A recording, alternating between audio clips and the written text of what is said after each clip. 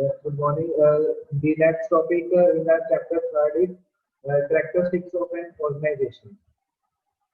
There are some of the characteristics that are very important, and today we are discussing these characteristics of the organization. The first one is division of work. The organization deals with the whole task of business. The total work of enterprise is divided into activities and functions. Various activities are assigned to different persons for their efficient accomplishment. This brings in division of labor. तो इसका meaning क्या है कि कोई भी organisation में है बहुत सारे काम होते हैं, बहुत सारे टास्क होते हैं, ठीक है। उन टास्क को नंबर ऑफ एक्टिविटीज में मीन्स नंबर ऑफ ग्रुप्स में, नंबर ऑफ एक्टिविटीज में, नंबर ऑफ फंक्शंस में डिवाइड करके काम टोटल काम है जो वो कंप्लीट किया जाता है, ठीक है। Then various activities are assigned to different persons for their efficient accomplishment. जो भी different activities and tasks हैं वो क्या है, different groups को, different persons को assign किए जाते हैं according to their area of interest और efficient area. जिस area में उस person का, उस employee का इंटरेस्ट है, वो इंटरेस्टिंग एरिया है, उसी का ही उसको टास्क असाइन किया जाए ताकि जो हमारी एफिशिएंसी है, प्रोडक्टिविटी है इंडस्ट्री की, वो हमारी मैक्सिमम आउटपुट निकल के। Then this brings in division of labour. तो जो टोटल वर्कर है या लेबर है उसकी एक इस तरीके से डिवीजन होते हैं। मीन्स जैसे मान लो एक कंपनी में 1000 वर्कर्स हैं, 1000 वर्कर्स को पहले नंबर ऑफ एक्टिविटीज डिफाइन करेंगे कि कितनी एक्टिविटीज है, कितने टास्क हमें परफॉर्म करने हैं, ठीक है। कुछ टास्क क्या हो सकते हैं, कॉमन टास्क भी हो सकते हैं। मान लो 10 पर्सन की 100 टीमें चल रही हैं, ठीक है। तो उसमें क्या होगा कि 5-6 टीम का जो ऑब्जेक्टिव होगा सेम होगा। ऑब्जेक्टिव 5 या 6 टीम ऐसी होंगी जिनको सेम ही काम करना है, और डिफरेंस क्या है, उनको अलग अलग ग्रुप में डिवाइड किया गया है। एक ग्रुप में नहीं रख के उनको डिफरेंट ग्रुप में डिवाइड करा है, ठीक है। It is not that one person can not carry out many function. इसका ये नहीं है कि एक पर्सन है तो एक से ज्यादा काम नहीं कर सकता, but specialisation in different activities is necessary to improve one's efficiency. तो देखो जो पर्सन है, जो वर्कर है, उसको उसी एरिया में असाइन किया जाएगा जहाँ पे उसका एरिया ऑफ इंटरेस्ट या जिस एरिया में उसकी स्पेशलाइजेशन। तो जिस एरिया में उसकी स्पेशलाइजेशन है वहाँ पे उसकी जो एफिशिएंसी है वो 100% होगी, और जो उसका एरिया इंटरेस्ट एरिया नहीं है वहाँ पे उसकी एफिशिएंसी कम होगी। तो ऑर्गेनाइजेशन का क्या मोटिव रहेगा, उसका तो मोटिव ये है कि जो कंपनी की प्रोडक्टिविटी है या आउटपुट है वो मैक्सिमम निकल के आए। तो वो क्या करेंगे, जिस वर्कर का जिस एरिया में इंटरेस्ट है उसी एरिया में ही उसको असाइन करेंगे, ठीक है। Then organization helps in dividing the work into related activities so that they are assigned to different individuals. तो ऑर्गेनाइजेशन हेल्प किस काम में करती है कि कोई एक काम है उसको डिवाइड करेगी नंबर ऑफ एक्टिविटीज में, so that these work has to be assigned to different individuals. Means जो एक्टिविटीज है, जो हमारा टोटल वर्क है उसको पहले नंबर ऑफ एक्टिविटीज में डिवाइड किया गया, ठीक है। तो मान लो प्रोडक्ट बनाने के लिए एक प्रोडक्ट मान लो हमें बनाना है, उसके ऊपर 10 ऑपरेशन परफॉर्म होने हैं। कौन सा ऑपरेशन पहले परफॉर्म होना है उसकी सीक्वेंस कौन डिफाइन करेगा, प्रोडक्शन जो मैन्युफैक्चरिंग इंजीनियर है, ठीक है, या डिजाइन इंजीनियर है, वो ब्लूप्रिंट बना के देगा कि पहले कौन सा ऑपरेशन परफॉर्म होना है, सेकंड नंबर पे कौन सा होना है, ठीक है। तो उसने भी तो क्या किया, एक प्रोडक्ट को बनाने के लिए तो जाने तो सारे ही मैन्युफैक्चरिंग डिपार्टमेंट में है, बट एक सीक्वेंस बना के दी, एक ब्लूप्रिंट बना के दिया कि नंबर ऑफ एक्टिविटीज कौन कौन सी परफॉर्म होनी। उसी तरीके से जो ऑर्गेनाइजेशन है वो एक काम को डिवाइड करके देगी कि हमें ये हमारे पास इनपुट्स हैं, ठीक है। इन इनपुट्स का यूज करके, इसको यूज करके हमें यहाँ तक पहुँचना है, ये आउटपुट लेके आना है, ठीक है। तो आउटपुट तक पहुँचने के लिए तो टोटल काम को हमने नंबर ऑफ एक्टिविटीज में डिवाइड कर दिया। पहली एक्टिविटी में कुछ और काम होगा, सेकंड एक्टिविटी में कुछ और काम होगा, थर्ड में कुछ और होगा। इस तरीके से स्टेप बाय स्टेप हमें आगे प्रोसीड करते हुए अपनी आउटपुट या फ्यूचर प्लान जो हमने एक बनाया था कि ये आउटपुट हमें चाहिए, वहां तक हम पहुंच गए। Next is coordination. Coordination of various activities is an essential as their division. It helps in integrating and harmonizing the various activities. अब इसमें क्या देखो कोऑर्डिनेशन क्या है, आपने सबसे पहले क्या किया कि टोटल ऑर्गेनाइजेशन में क्या किया, एक टोटल जो वर्क था, एक टास्क था, उसको नंबर ऑफ एक्टिविटीज में डिवाइड कर दिया। देन उसमें जो नंबर ऑफ वर्कर्स हैं या एक एक्टिविटी का दूसरी एक्टिविटी के साथ जो कनेक्शन है, इंटीग्रेटिंग है, ठीक है, उसको भी क्या करना है, उसमें कोऑर्डिनेशन होना चाहिए। बिकॉज जैसे मान लो कोई प्रोडक्ट है, ठीक है, उसके ऊपर 10 ऑपरेशन होने हैं। देन फर्स्ट कोई ऑपरेशन हुआ, फर्स्ट मशीन के ऊपर आया, ऑपरेशन परफॉर्म हुआ, तो फर्स्ट से सेकंड के बीच में कोऑर्डिनेशन क्या होना चाहिए, बेटर होना चाहिए। तो इसी तरीके से जो नंबर ऑफ एक्टिविटीज है, जितनी भी नंबर ऑफ एक्टिविटीज है, उनका आपस में डिवीजन तो होगा ही होगा, क्योंकि हर एक एक्टिविटी का काम क्या है, डिफरेंट, बट साथ में उनका आपस में कोऑर्डिनेशन भी जरूरी है। तो इसीलिए लिखा हुआ है coordination of various activities is an essential as their division. Division भी जरूरी है, बट उसकी आपस में उनका कोऑर्डिनेशन है वो भी जरूरी है। It has in integrating and harmonising various activities. तो जो कोऑर्डिनेशन है वो सभी एक्टिविटीज को एक साथ इंटीग्रेट, एक साथ बना के जोड़ के रखती है। Coordination also avoids duplication and delay. Then coordination, अगर देखो आपस में कोऑर्डिनेशन होगा तो वहां से मान लो कोई सेम काम एक ग्रुप कर रहा है, दूसरा सेम वही काम दूसरा ग्रुप भी कर रहा है, तो वहां से जो आउटपुट आएगी वो हमें पता चल जाएगा कि कोई डुप्लीकेशन हो रही है या सेम काम तो कोई दूसरा ग्रुप कर रहा है, तो वहां से उसकी डुप्लीकेशन का पता चल जाएगा। एंड डिले, डिले मीन इस मान लो एक पर्टिकुलर काम को करने के लिए 10 दिन का टाइम चाहिए, वो 10 दिन में ना होके 12 दिन में हो रहा है, तो जिस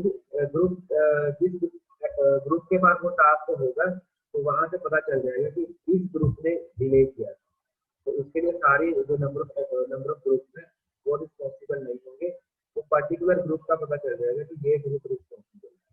कैसे पता चलेगा, अगर उनसे कोऑर्डिनेशन है, ठीक है।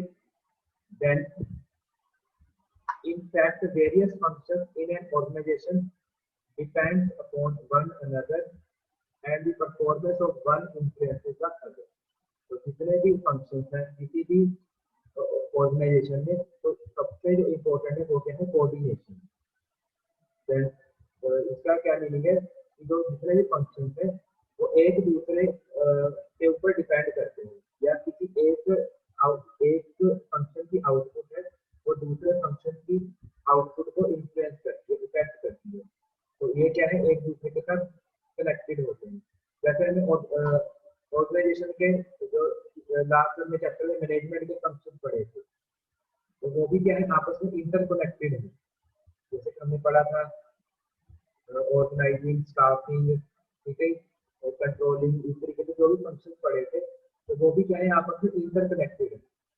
ऑर्गेनाइजिंग में क्या था कि फ्यूचर प्लान हमें बनाना है, ठीक है, फिर सबसे पहले प्लानिंग में हमें फ्यूचर प्लान बनाना है, ऑर्गेनाइजिंग में कौन सा काम किस ग्रुप टीम में करना है, ठीक है, नंबर ऑफ एक्टिविटीज हमें डिफाइन करनी है।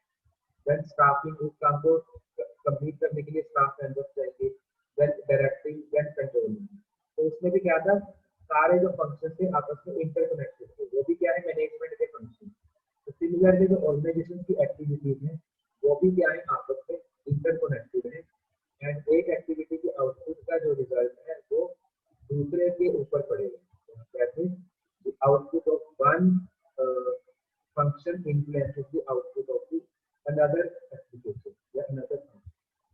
Unless all of them are properly coordinated, the performance of all segments is adversely affected.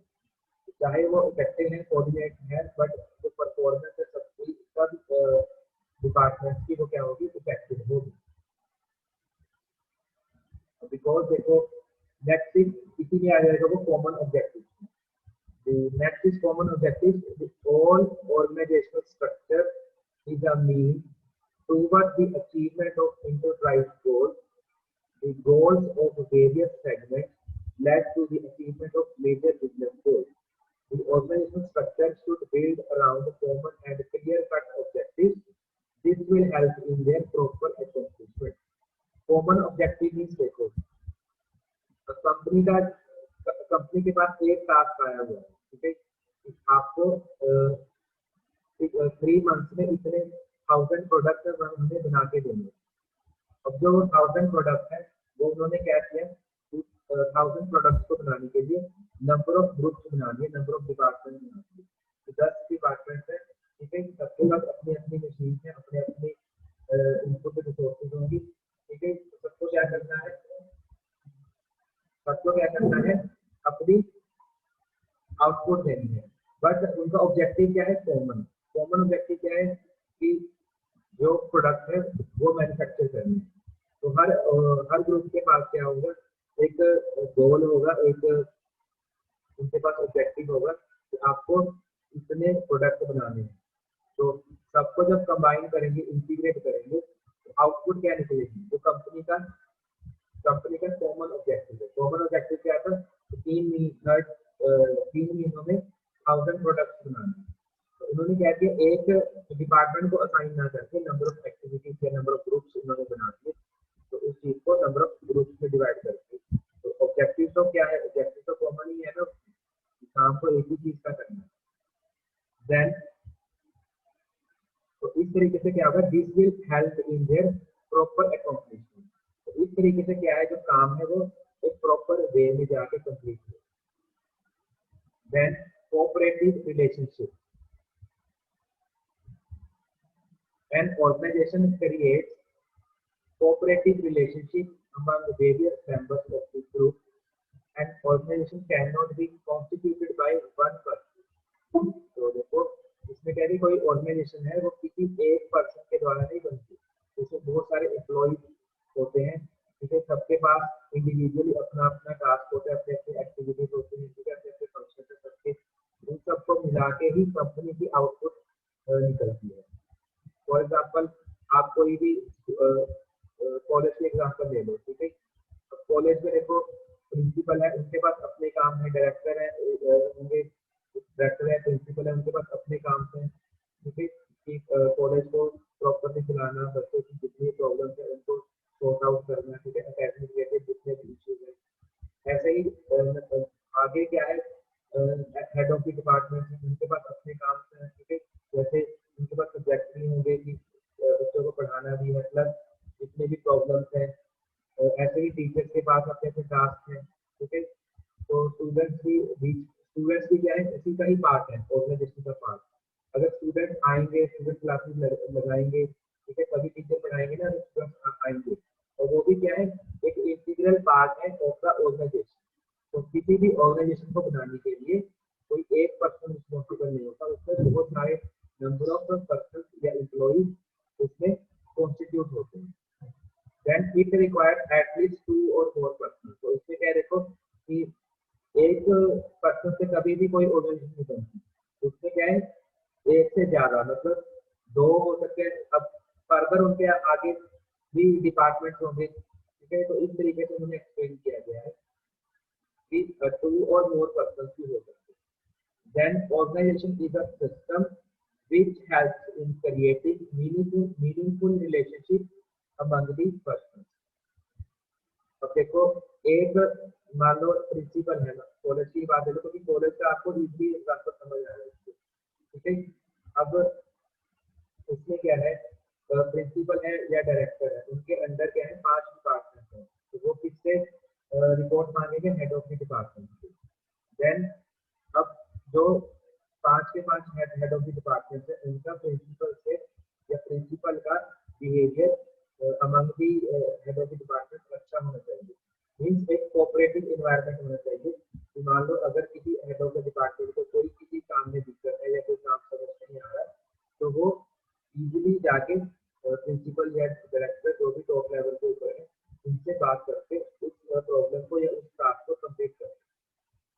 चीज कब पॉसिबल है, जब एक कोऑपरेटिव इन्वायरमेंट होगा या एक फ्रेंडली एक इन्वायरमेंट होगा कि हाँ कि हम इजीली किसी से भी हम बात कर सकते हैं, कम्युनिकेट कर सकते हैं, या किसी को मान लो उसी हिसाब से अपने हेड ऑफ द डिपार्टमेंट है, उनके नीचे क्या है फैकल्टी मेंबर, अगर किसी फैकल्टी मेंबर को कोई प्रॉब्लम आ रही है किसी भी एरिया में या कोई टीचिंग में या कोई बच्चों के रिलेटेड कोई भी प्रॉब्लम है, ठीक है, तो अगर हेड ऑफ द डिपार्टमेंट का अपने फैकल्टी मेंबर से टीचर्स की तरफ अच्छा कोऑपरेटिव बिहेवियर होगा, तभी वो जो टास्क है या प्रॉब्लम है सॉर्ट आउट तो बेटर तरीके से हो पाएगा। तो किसी भी ऑर्गेनाइजेशन को चलाने के लिए जो इन्वायरमेंट है या रिलेशनशिप है वो क्या होना चाहिए, कोऑपरेटिव होना चाहिए। The relationship should be both vertical and horizontal among members of various departments. अब वर्टिकल एंड हॉरिजॉन्टल का मीनिंग क्या है, मैं आपको एक डायग्राम से बता देता हूँ। वर्टिकल हॉरिजॉन्टल का मीनिंग है कि यहाँ पे मान लो चीफ एग्जीक्यूटिव है कंपनी के, ठीक है, अब यहाँ पे हमने क्या कल किया था कि उनके अंदर 4 सुपरवाइजर हैं, ठीक है, तो एक सुपरवाइजर के अंदर 5 मैनेजर हैं, 4 मैनेजर्स निकालो, ऐसे ही सेकंड के अंदर भी 4 मैनेजर्स हैं, थर्ड के अंदर भी 4 मैनेजर्स हैं,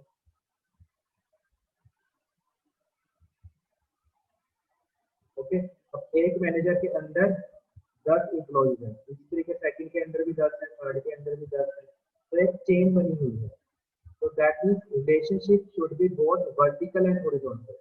रिलेशनशिप है वो वर्टिकली भी होना चाहिए, वर्टिकली भी टॉप लेवल से लोअर लेवल तक, टॉप लेवल के ऊपर जितने भी पर्सन है एम्प्लॉइज है उनका बॉटम लेवल तक एक अच्छा रिलेशनशिप होना चाहिए। मान लो किसी वर्कर को कोई प्रॉब्लम है तो वो चीफ एग्जीक्यूटिव से जाके भी उस चीज को उस प्रॉब्लम को सॉर्ट आउट करवा सकते हैं, ठीक है। हॉरिजॉन्टल मीन इस डायरेक्शन में, मीन्स आपस में। अब वर्कर क्या है एक लेवल के ऊपर है, वर्टिकली में क्या होगा, एक पोजीशन है, एक स्टेटस है, जैसे यहाँ पे वर्कर्स है उसको उनके ऊपर मैनेजर है, उनके ऊपर सुपरवाइजर है, ठीक है, उनके ऊपर चीफ एग्जीक्यूटिव है, तो वो क्या है एक वर्टिकल मीन्स पोजीशन का डिफरेंस है कि जो लेबर है वो लोअर लेवल पे आएगी और जो चीफ एग्जीक्यूटिव है वो टॉप लेवल पे आएगी, ऊपर आएगी। तो इस डायरेक्शन में भी एक रिलेशनशिप होना चाहिए और हॉरिजॉन्टल डायरेक्शन में भी होना चाहिए, मीन्स आपस में जो एक ही डिपार्टमेंट में एक ही पोजीशन के ऊपर है। जैसे कोई लेबर है तो लेबर में ये तो नहीं है कि एक ही पर्सन होगा, तो लेबर में बहुत सारे पर्सन होंगे, बहुत सारी लेबर होगी, तो लेबर का आपस में भी रिलेशनशिप कोऑपरेटिव होना चाहिए और ऊपर टॉप लेवल से बॉटम लेवल की तरफ भी जो रिलेशनशिप है वो कोऑपरेटिव होनी चाहिए। Then the structure should be designed that it motivates people to perform their part of work together. जो स्ट्रक्चर है कंपनी का तो इस तरीके से ऑर्गेनाइजेशन का इस तरीके से डिजाइन होना चाहिए कि वो अपने एम्प्लॉइज को मोटिवेट कर सके ताकि हमें इकट्ठे that is there part of work together, means हमें एक साथ मिलके ये काम करना है, ठीक है। तो वो चीज किसमें आती है, कोऑपरेटिव रिलेशनशिप। मान लो एक अगर हमारा नेचर अच्छा होगा कोऑपरेटिव होगा, कल को किसी दूसरे एम्प्लॉय को जरूरत पड़ती है, अगर हमारा किसी रिलेशन अच्छा है तभी वो दूसरा जो हमारा कोलीग है वो हेल्प कर पाएगा, नहीं तो अगर हमारा बिहेवियर ही अच्छा नहीं है किसी के दूसरे के प्रति तो वो इस फ्यूचर में हमें कभी भी हेल्प नहीं करेगी, ठीक है। तो जैसे आपको एक कॉलेज क्लास के एग्जाम्पल ले लो, क्लास में भी होता है ना, अगर आपका जो फ्रेंड है या आपके जो कोलीग्स हैं जो साथ में पढ़ने वाले हैं, अगर आपको अच्छे से बात करेंगे तभी आप उसकी हेल्प करोगे, अगर वो अच्छे से बात ही नहीं कर रहा तो मीन्स कोऑपरेटिव उसका नेचर है ही नहीं, तो आप उसकी हेल्प भी नहीं करोगे। तो वही चीज क्या है किसी भी ऑर्गेनाइजेशन में भी यही चीज फॉलो होती है। Next is well defined authority responsibility relationship. Authority जब भी ये चीज आती है अथॉरिटी, तो जहाँ पे अथॉरिटी आएगी वहां पे रिस्पॉन्सिबिलिटी जरूर आएगी, बिकॉज अथॉरिटी किसके पास है, टॉप लेवल के ऊपर जो भी पर्सन है एम्प्लॉय उसके पास अथॉरिटी है कोई काम करवाने की। रिस्पॉन्सिबिलिटी क्या है, जिसको काम असाइन किया गया है, मतलब किसी वर्कर को काम असाइन किया गया है, उसकी रिस्पॉन्सिबिलिटी है उस काम को कंप्लीट करके उसकी रिपोर्ट अपने टॉप लेवल, अपने जो भी सुपरवाइजर है उनको पहुंचानी है। तो अगर अथॉरिटी आएगा तो रिस्पॉन्सिबिलिटी भी हो। An organization consists of various positions arranged in a hierarchical with well-defined authority and responsibility. There is always a central authority from which a chain of authority relationships stretch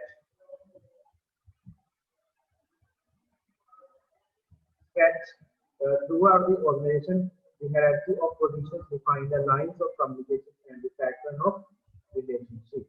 तो इस चीज में क्या है देखो कि जो अथॉरिटी एंड रिस्पॉन्सिबिलिटी है वो एक हायरार्किकल लेवल में मीन वर्टिकल लेवल में एक डिफाइन कर रहे हैं कि किसके पास अथॉरिटी है काम असाइन करने की, ठीक है, और किसकी रिस्पॉन्सिबिलिटी है उस काम को परफॉर्म करने।